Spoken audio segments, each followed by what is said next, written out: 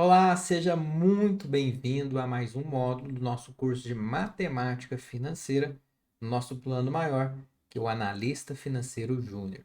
Nesse módulo, nós vamos abordar sobre a temática de juros compostos. Inclusive, nós vamos aproveitar o momento para fazer uma comparação. Qual que é a diferença do regime de juros simples e qual que é a diferença de juros compostos?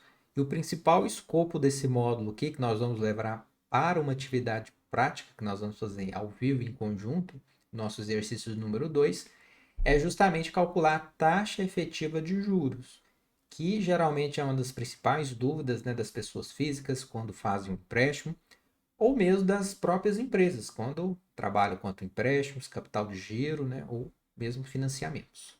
Legal? Então, vamos abordar então esse assunto.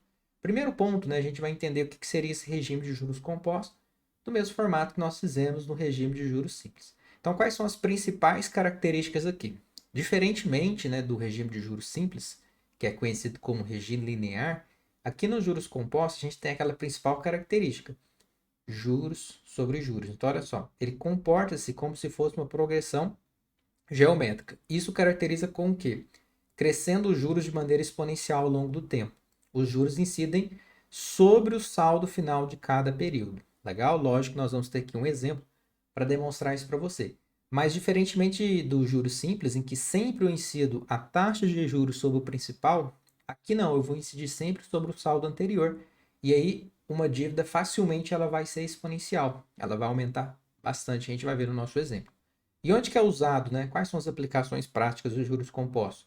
Ela é amplamente usada no mercado financeiro, né, de capitais, por exemplo, financiamento, empréstimo, compras parceladas e rentabilidade de ativos. Diferentemente do regime de juros simples, que a gente tem operações mais restritas.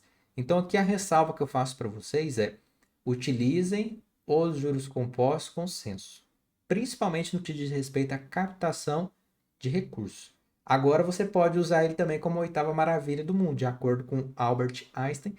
Juros compostos, quem sabe usar ganha, quem não sabe acaba pagando. Legal? Que a gente vai ver justamente essa aplicação conceitual que nós colocamos aqui na tela para você. E quais são as fórmulas que nós usamos? Basicamente aqui eu destaquei duas, tá, para vocês. No nosso material de apoio nós temos mais. E também aqui eu destaquei as principais terminologias, os principais termos, né? Então, J a gente já conhece, nós falamos de juros simples, né? São os principais termos aqui, que é os juros, né, monetário. VF é o valor futuro, montante, valor de resgate. VP é o capital inicial, valor presente, valor investido. I é a taxa de juros, representada em percentual e o período, ao mês, ao dia. E N é o número de período de capitalização.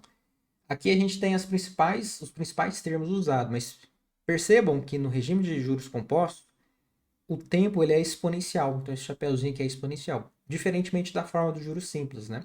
Recomendo que você faça essa comparação também, acessando o nosso e-book, indo lá e comparando as duas formas. Legal? Quero te ver na próxima aula, onde nós vamos mostrar para você um exemplo, né, da aplicação de juros compostos. Até lá!